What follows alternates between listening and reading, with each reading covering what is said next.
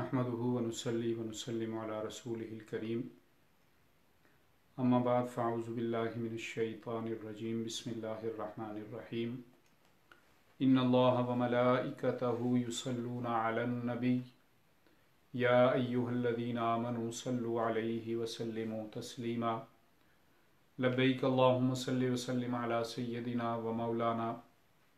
محمد وعلى آل سيدنا ومولانا محمد وبارک وسلم وصلی علیہ الصلاة والسلام علیک یا سیدی یا رسول اللہ وعلی آلک واصحابک یا سیدی یا حبیب اللہ الصلاة والسلام علیک یا سیدی یا رحمت للعالمین وعلی آلک واصحابک یا سیدی یا خاتم النبیین صلی اللہ تعالی علیہ وسلم فهو الحبيب الذي ترجى شفاعته لكل حول من الأحوال مقتحم يا رب بالمصطفى بلغ مقاصدنا واغفر لنا ما مضى يا واسع الكرم يا رب صل وسلم دائما أبدا على حبيبك خير الخلق كلهم صلى الله تعالى عليه وسلم. حمد و صلاۃ و سلام کے بعد آج رمضان المبارک کے آخری عشرے کے آخری جمعہ جمعۃ الوداع جسے کہا جاتا ہے، بڑا مبارک دن. ویسے ہی سید الایام یوم جمعہ سید الایام کہلاتا ہے، اور رمضان المبارک کا یہ آخری جمعہ انتہائی اہمیت کا حامل اہل ایمان کے لیے اللہ تعالیٰ اس دن کے صدقے سے گناہگار مسلمانوں کو بخشش اور مغفرت عطا فرماتا ہے، اور جمعۃ المبارک کی برکت سے اللہ تبارک و تعالیٰ بے شمار رحمتوں اور برکتوں کا نزول فرماتا ہے. سارا ہی مہینہ بڑا بابرکت مہینہ ہے. آخری اس کے دن چل رہے ہیں. 29 یا 30 رمضان المبارک کے بعد یہ مہینہ ہم سے رخصت ہو جائے گا. اللہ کریم سے دعا ہے کہ اللہ کریم اس مہینے میں کی جانے والی ہماری تمام عبادات کو اپنی بارگاہ میں قبول فرمائے، اور اللہ کریم زندگی میں بار بار یہ سعادتیں عطا فرمائے، یہ لمحات نصیب ہوں، نیکیوں کے یہ لمحات نصیب ہوں، عبادت کے یہ لمحات نصیب ہوں، قرآن حکیم پڑھنے سننے کے یہ لمحات اللہ ہمارے نصیب میں فرمائے. آج درس میں جس موضوع کو منتخب کیا گیا ہے وہ علامات المؤمنی و اوصافہ، ایک ایمان والے کی علامات جو سرکار دو عالم علیہ الصلوۃ والسلام نے اور اس کی جو صفات بیان فرمائی ہیں، ان احادیث طیبات میں ان کو مختصراً بیان کیا جائے گا. اس لیے کہ جیسے میں نے پہلے بھی غالباً عرض کیا ہے کہ ایمان والا اور اس ایمان والے کو اللہ نے جو صفات عطا فرمائی ہیں وہ صفات اسے دوسرے تمام مذاہب کے لوگوں سے منفرد اور ممتاز بناتی ہیں. ایمان والا اور ایمان والے کی صفات، اس کا عمل، اس کا کردار دنیا کے سامنے اس کو یہ ظاہر کر کے دکھاتا ہے، دنیا کے سامنے ایمان والے کا کردار ظاہر کرتا ہے کہ یہ اللہ وحدہ لا شریک پر ایمان رکھنے والا ہے، اس کے انبیاء اور خاص طور پر نبی مکرم صلی اللہ تعالی علیہ وسلم پر ایمان رکھنے والا مومن ہے. تو ہماری علامات سے یہ ظاہر ہونا چاہیے، ایک ایمان والے کی جو علامات اور اوصاف حضور اکرم علیہ الصلوۃ والسلام نے احادیث طیبات میں بیان فرمائے ہیں، ان اوصاف سے ہمیں اپنے آپ کو مزین کرنا چاہیے. حضرت ابو ہریرہ رضی اللہ تعالیٰ عنہ بیان کرتے ہیں، نبی پاک علیہ الصلوۃ والسلام نے فرمایا کہ جو آخرت کے دن پر ایمان رکھتا ہے، اللہ پر ایمان رکھتا ہے، والیوم الآخر، آخرت پر ایمان رکھتا ہے، تو وہ اپنے ہمسائے کو نہ ستائے، اپنے نیبر کو، اپنے پڑوسی کو نہ ستائے۔ جو اللہ اور ومن کان یؤمن باللہ والیوم الآخر فلیکرم ضیفہ، جو اللہ اور اس کے رسول پر اور یوم آخرت پر ایمان رکھتا ہے وہ اپنے مہمان کی عزت کرے۔ جو اللہ اور اس کے رسول پر ایمان رکھتا ہے اسے چاہیے کہ منہ سے اچھی بات نکالے یا خاموشی اختیار کرے۔ تو یہ ایمان والے کی علامات اور صفات امام الانبیاء علیہ السلام نے بیان فرمائی ہیں، ان پر ہمیں عمل کرنے کی کوشش کرنی چاہیے۔ پہلی صفت ایمان والے کی سرکار نے دو عالم صلی اللہ علیہ وسلم نے جو بیان فرمائی کہ جو اللہ پر اور روز آخرت پر ایمان رکھتا ہے وہ اپنے پڑوسی کو کبھی تکلیف نہیں دیتا، اپنے ہمسائے کو، اپنے نیبر کو ایذا نہیں دیتا، ستاتا نہیں ہے۔ تو یہ ایک ایمان والے کی علامت ہے، اس کی صفت ہے کہ اگر کوئی پڑوسی ہم سے خوش ہے، پڑوسی ہم سے تکلیف میں نہیں ہے، پڑوسی کو ہم ستاتے نہیں ہیں، اس کو ایذا نہیں دیتے، اگر اس سے پڑوسی کی طرف سے اگر کوئی تکلیف پہنچے بھی تو اس پر صبر کو اختیار کرتے ہیں،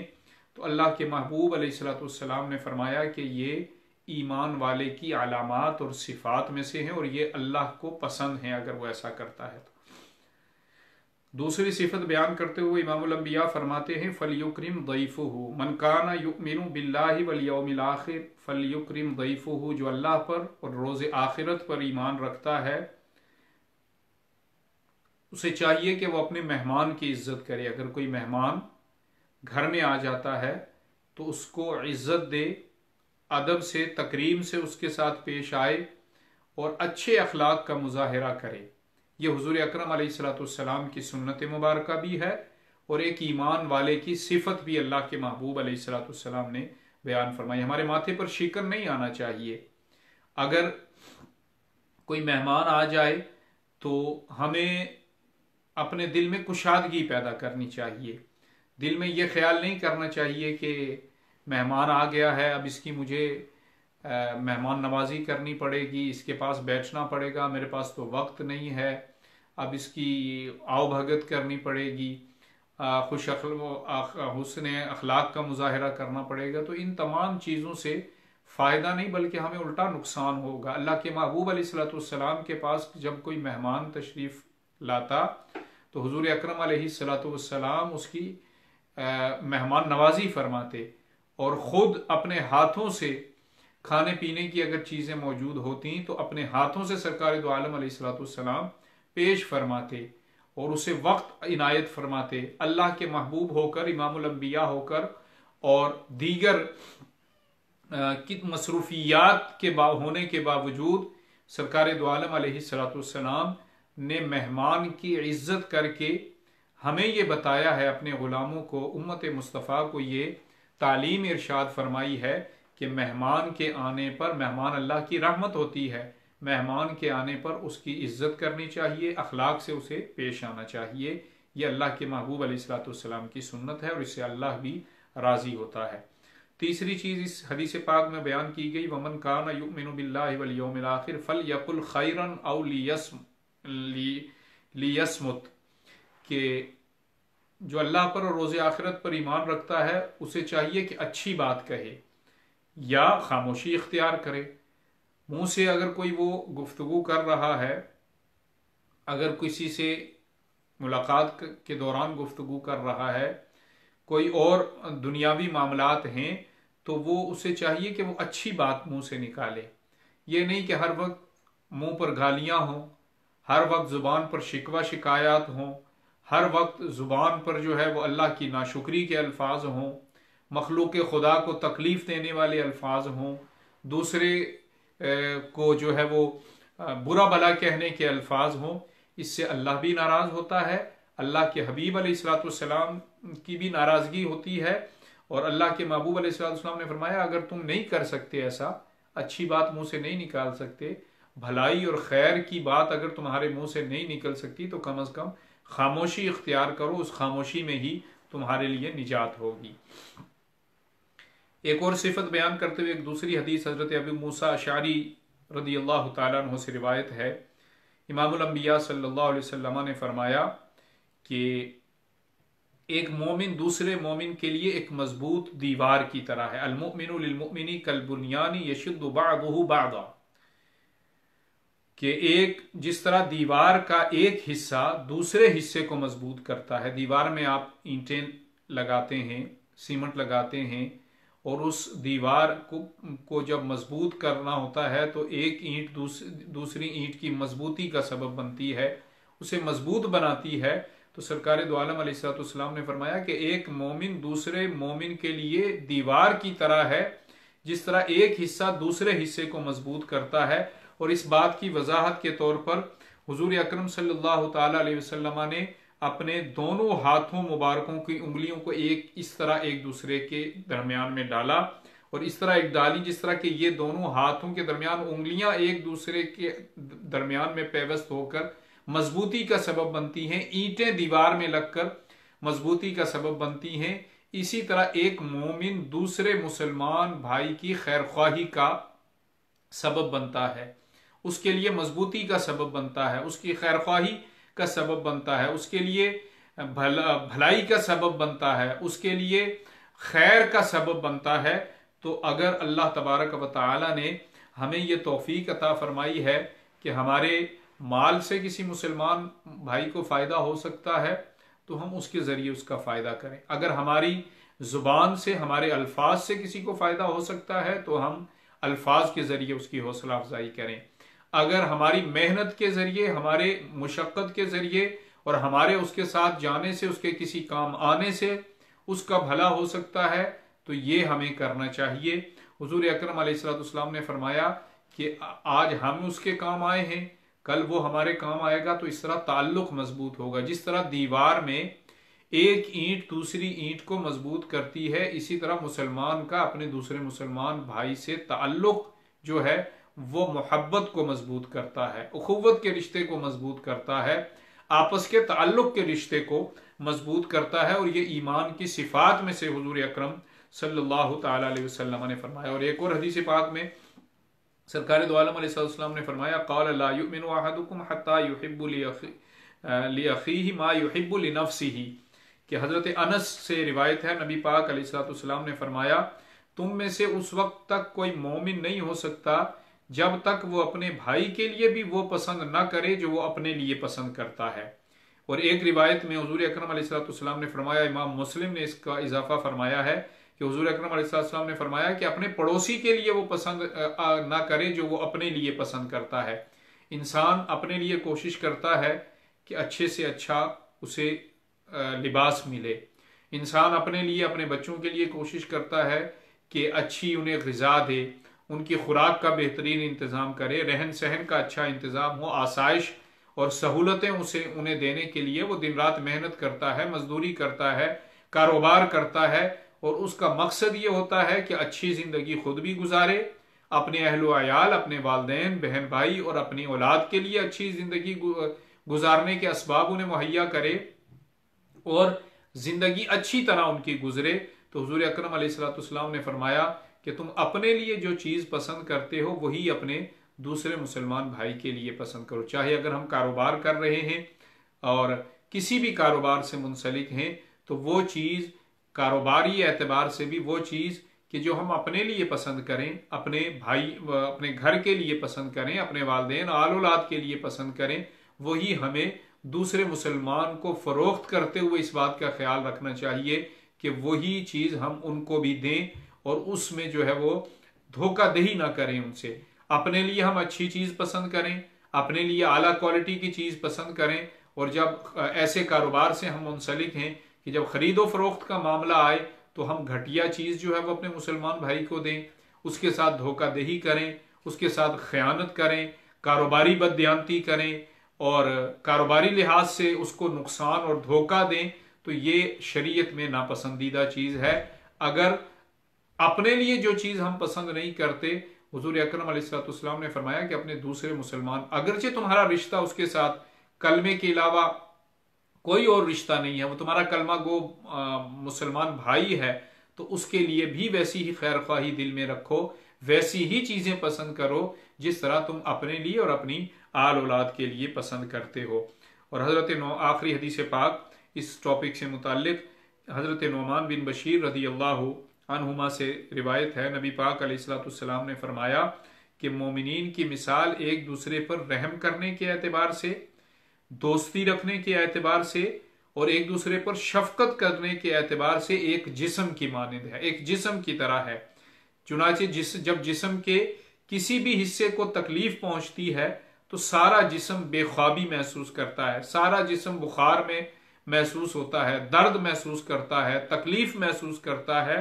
تو حضور اکرم علیہ الصلوۃ والسلام نے یہ خوبصورت مثال دے کر فرمایا کہ ایمان والے ایک دوسرے پر رحم کرنے کے اعتبار سے، دوستی کرنے کے اعتبار سے، شفقت کرنے کے اعتبار سے جسم واحد کی طرح ہیں۔ مثلا اگر آپ کے سر میں درد ہے تو پورا جسم آپ کا بے چین ہوتا ہے، تکلیف محسوس کرتا ہے۔ اگر کسی انگلی میں بھی، پاؤں یا ہاتھ کی انگلی میں آپ کو کوئی تکلیف ہے، درد ہے، تو پورا جسم بے چین ہوتا ہے۔ بسا اوقات اس کے درد کی شدت کی وجہ سے انسان کو بخار ہو جاتا ہے، طبیعت اس کی خراب ہو جاتی ہے، بے چینی اور تکلیف ہو جاتی ہے۔ تو امام الانبیاء صلی اللہ تعالی علیہ وسلم نے فرمایا کہ جس طرح جسم کا کوئی حصہ تکلیف میں ہونے سے تمہارا سارا جسم بے چینی اور تکلیف محسوس کرتا ہے، اسی طرح اگر کوئی مسلمان بھائی تمہارے سامنے کسی تکلیف میں ہے تو اس تکلیف کا تمہیں بھی احساس ہونا چاہیے۔ اگر وہ کسی پریشانی میں ہے تو اس کی پریشانی کا تمہیں بھی احساس ہونا چاہیے۔ اور یہ صرف فیملی کے اعتبار سے، خاندان کے اعتبار سے، رشتہ داری کے اعتبار سے نہیں فرمایا۔ حضور اکرم صلی اللہ علیہ وسلم نے پورے مسلمان بھائی بہنوں کے اعتبار سے فرمایا، پوری امت مسلمہ کے اعتبار سے فرمایا۔ دنیا میں مشرق میں اگر ایک مسلمان ہے کہیں اور دوسرا مغرب میں ہے، اگر اسے مغرب میں کوئی تکلیف ہے، کوئی پریشانی ہے، تو مشرق والے مسلمان کو بھی وہ تکلیف محسوس کرنی چاہیے۔ اگر کوئی شمال میں ہے اور جنوب میں کسی مسلمان بھائی کو تکلیف ہو رہی ہے دنیا کے کسی حصے میں، تو دوسرے مسلمان بھائی کو اس کی تکلیف کا احساس کرنا چاہیے۔ اس لیے سرکار دو عالم علیہ السلام نے فرمایا کہ وہ جسم واحد کی طرح ہیں۔ ایک جسم کو جس طرح تکلیف ہوتی ہے تو سارا جسم تکلیف محسوس کرتا ہے۔ ایک دنیا کے کسی حصے میں روئے زمین پر کسی مسلمان کو اگر تکلیف ہوتی ہے تو دوسرے مسلمان کو اس کی تکلیف کا احساس کرنا چاہیے۔ اور آج کل اس کی مثال، اگر فلسطین میں کسی مسلمان کو تکلیف ہوتی ہے، ان پر ظلم و ستم ہوتا ہے، ان کے لیے زندگی مشکل ہے، تو آسانی اور آسائش میں بیٹھے ہوئے مسلمانوں کو ان کی تکلیف کا احساس ہونا چاہیے۔ اگر آج مقبوضہ کشمیر میں مسلمانوں پر ظلم و ستم ہے تو آزادی کی، جنہیں اللہ نے آزادی کی نعمت عطا کی ہے، ان مسلمانوں کو ان کی تکلیف کا احساس ہونا چاہیے۔ آج اگر روہنگیا کے مسلمانوں کو، افغانستان کے یا روئے زمین پر جہاں کہیں بھی مسلمان، شام میں، عراق میں، افغانستان میں، جہاں کہیں بھی مسلمان اس وقت پریشان ہیں، تکلیف میں ہیں اور ابتلا میں ہیں، آزمائش میں ہیں، اللہ کریم نے اور اس کے محبوب علیہ کریم علیہ السلام نے فرمایا کہ ان کی تکلیف کو محسوس کرنا، اور اگر اختیار اللہ نے دیا ہے، طاقت دی ہے، تو ہاتھ کے ذریعے ان کی تکلیف کو دور کیا جائے، زبان کے ذریعے ان کی تکلیف کو دور کیا جائے، یا کم از کم